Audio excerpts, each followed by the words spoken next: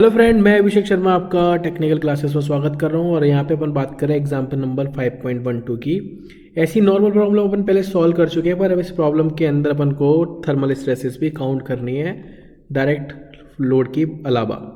तो यहाँ पे आप जो प्रॉब्लम देख रहे हैं उस प्रॉब्लम के अंदर क्या है मैं बता देता हूँ। देख लीजिए, स्टील रॉड 20 mm डायमीटर जो कि आपको दिख रही है सेंटर के अंदर है, जो 20 mm का डायमीटर है। 20 mm diameter passes centrally through a tight fitted copper tube of the external diameter 40 mm, यानी जो बाहर है वो आपकी कॉपर ट्यूब है जो जिसका डायमीटर 40 mm है। The tube is closed with the help of the rigid washer of the negligible thickness and the nut thread on the rod. The nut are tightened till the compressive load on the tube is 50 kN as shown in figure. Determine the stresses in the rod and the tube when the temperature of the assembly falls by the 50 Kelvin, है कि temperature drop हो रहा है तो tensile stress आ जाएगी। Take E for the steel and copper 200 GPa and the 100 GPa respectively. The coefficient of expansion for the steel and the copper 12 into 10⁻⁻6 per Kelvin, यहाँ पे मिस्टेक है, and 18 into 10⁻⁻6 per Kelvin respectively. तो जो सबसे पहली problem है इसके अंदर मैं स्ट्रेसेस निकालूंगा इस लोड की वजह से जो कि 50 kN लोड है, फिर 50 केल्विन की वजह से मैं स्ट्रेसेस निकालूंगा और दोनों को कंबाइन कर दूंगा। तो सबसे पहले आपको दो पार्ट दिख रहे हैं यहाँ पे। एक सॉलिड दिख रहा है जो कि आपका कॉपर ट्यूब है, तो एक कॉपर आपको दिख रहा है π/4 हो जाएगा और 20 का स्क्वायर यानी कि 100 पाई हो जाएगा, सिंपल दिख रहा है। इसके बाद अगर मैं दूसरा पार्ट देखूंगा आपका जो कि ऊपर वाला पार्ट है, सॉरी मैंने उल्टा बोल दिया, जो स्टील का है वो ये है और ऊपर वाला कॉपर का है, तो π/4 हो जाएगा और ये हो जाएगा 40 का स्क्वायर माइनस के 20 का स्क्वायर। तो जब मैं इसको सॉल्व करूंगा तो मेरे पास यहाँ पे वैल्यू आपको देख लेते हैं। ये 100 पाई होगी, 300 पाई निकल के आ गई, क्योंकि लेड जो लोड है वो सेम आएगा तो उसकी वजह से क्या आएगा, सिग्मा S1 इज इक्वल, अगर मैं S का मल्टीप्लाई कर दूँ तो सिग्मा C1 इंटू AC/AS। तो इन दोनों की वैल्यू मुझे पता है, अभी मैंने ऊपर ही बताई है आपको कि ये 300 पाई है, ये आपका 100 पाई है और ये सिग्मा C1 है, सिग्मा S1 है। तो यहाँ से मेरी वैल्यू निकल के आ रही है। डायरेक्टली आप देखेंगे कि sigma S1 is equal 3 times of the sigma C1।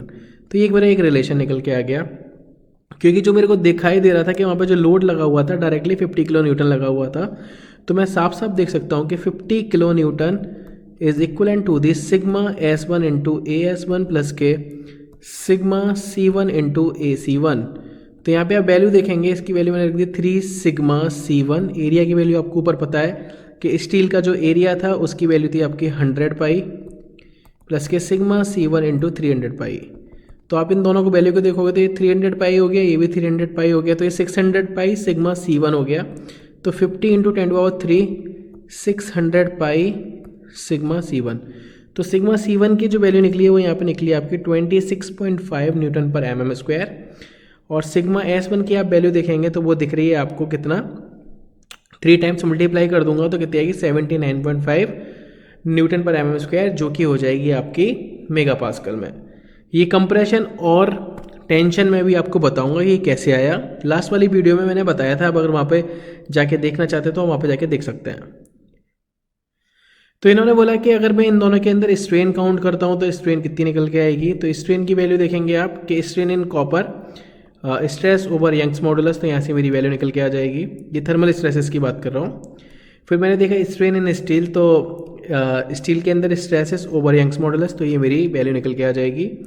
ये मेरा जो टेम्परेचर होता है लीनियर एक्सपेंशन का वो यहाँ पे है। मैंने पहले भी बताया कि ज़्यादा वाले में से कम को घटा देते हैं और ज़्यादा वाले में से कम को घटाने के बाद जो वैल्यू बचेगी आपके पास उसको मैं इक्विवेलेंट रख लूँगा टोटल स्ट्रेन के बराबर। तो ये यहाँ पे आप देख रहे हैं जैसे टोटल स्ट्रेन और ज़्यादा माइनस कम में मल्टीप्लाई कर देंगे अपन टी का, तो वैल्यू निकल के आएगी सिग्मा C2 ओवर 100 GPa तो 10⁻3 हो जाएगा, प्लस के सिग्मा S2 ओवर 200 GPa तो 10⁻3 आ जाएगा।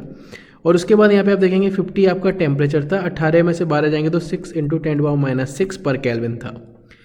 तो जब इस वैल्यू को मैं सॉल्व करूँगा, क्योंकि इसका भी रिलेशन मुझे पता है अभी ऊपर, तो सिग्मा C2 ओवर 100 इंटू 10⁻3 हो जाएगी, ये हो जाएगा 3 सिग्मा C2 ओवर 200 इंटू 10⁻3। और ये मेरा आप लिखना चाहे तो लिख लीजिए, नहीं तो 6 इंटू 10⁻6 रहेगा। जब मैंने इसको सॉल्व किया पूरी वैल्यू को, तो यहाँ से सिग्मा C2 की वैल्यू आपकी जो निकल के आ रही है 60 में 5 के डिवाइड दूंगा तो 12 के आसपास आएगी। तो सिग्मा C2 की वैल्यू आ गई मेरी 12 मेगा पास्कल, क्योंकि मैंने बताया था अभी आपको कि टेम्परेचर रेज हुआ है, सॉरी टेम्परेचर डाउन हुआ था, तो ये टेंसाइल होगी। उसके बाद देखेंगे सिग्मा S2 की वैल्यू कितनी आएगी, 3 टाइम्स है तो 36 मेगा पास्कल आएगा। तो यहाँ पे आप देखेंगे जिसका एक्सपेंशन कोफिशिएंट ज़्यादा था तो वो एक्सपांड करने की कोशिश कर रहा होगा, और जिसका एक्सपेंशन कोफिशिएंट कम है तो वो क्या करेगा, कॉन्ट्रैक्ट करने की कोशिश करेगा। तो ये हो गया मेरा कंप्रेसिव। तो ऊपर वाले केस में टेंसाइल कंप्रेसिव था, तो मैं ओवरऑल स्ट्रेस निकालता हूँ, sigma C is equal sigma C1 plus के सिग्मा C2। ये तो 26.5, और यहाँ पे जो वैल्यू आ रही है दूसरी निकल के, क्योंकि ऊपर वाले केस में कंप्रेसिव था, मैंने इसके 12.5, तो इसको सॉल्व किया तो 14.5 निकल के आया। तो ओवरऑल दी कंप्रेसिव है, ये टेंसाइल है तो ये कंप्रेसिव हो गया। सिग्मा S की बात करूँगा तो ऊपर थी 79.5, और यहाँ पे आप देखेंगे कि इसकी जो वैल्यू है वो यहाँ कंप्रेसिव ऊपर टेंसाइल थी, मैंने इसके 36 तो 43.5, और ये होगी मेरी टेंसाइल। तो बेसिक क्वेश्चन है, सिंपल क्वेश्चन है। अगर आपको समझ में आए ये वीडियो तो प्लीज़ लाइक ज़रूर करना, शेयर जरूर करना। Thank you for watching guys, thank you so much.